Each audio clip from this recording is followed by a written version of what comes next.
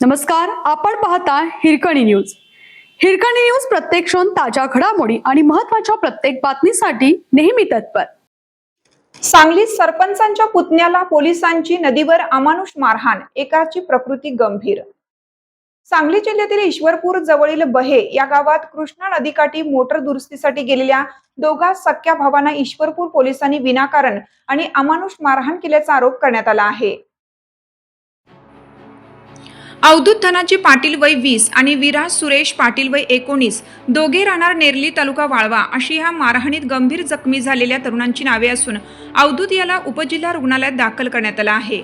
शनिवारी हा धक्कादायक प्रकार दुपारी घडला. मात्र स्थानिक पोलिसांनी या मारहाणीचा आरोप नाकारला असून पोलिसांनी असा कोणताही प्रकार केला नसल्याचे सांगितले आहे. तरीही या प्रकरणाची चौकशी अप्पर पोलीस अधीक्षक कल्पना बारवकर या करणार असल्याची माहिती जिल्हा पोलीस अधीक्षक तुषार दोशी यांनी माध्यमांशी बोलताना दिली आहे. दरम्यान या प्रकरणाची सखोल चौकशी करून संबंधित पोलिसांवर निलंबनाची कारवाई करावी, अन्यथा 4 दिवसात ईश्वरपूर पोलीस ठाण्यावर मोर्चा काढण्याचा इशारा नेर्ले गावचे सरपंच संजय पाटील यांनी दिला आहे. तसेच विनाकारण आरोप करून लोकांना पकडून त्यांच्याकडून पोलीस पैसे उकळण्याचा प्रकार करत असल्याचा आरोप नेर्ले गावचे सरपंच संजय पाटील यांनी केला आहे. पोलिसांनी या मारहाणीचा आरोप नाकारला असून पोलिसांनी असा कोणताही प्रकार केला नसल्याचे सांगितले आहे.